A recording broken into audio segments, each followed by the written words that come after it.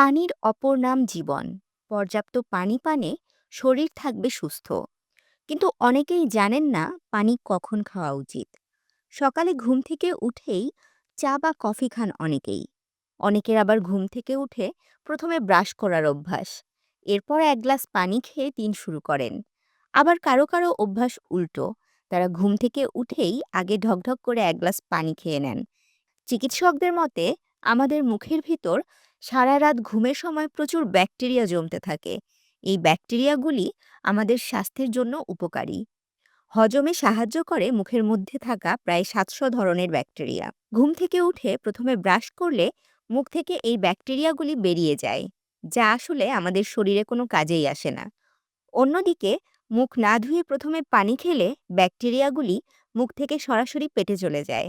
পেটে গিয়ে খাবার হজমে সাহায্য করে। তাই মুখ ধোয়ার আগে পানি খাওয়া সবসময়ই ভালো, এমনটাই মতামত বিশেষজ্ঞদের। এই অভ্যাস নিয়মিত মেনে চললে হজমের সমস্যা থেকে অনেকটাই রেহাই পাওয়া সম্ভব। তাশরিফা তৃষা, তরঙ্গ টিভি।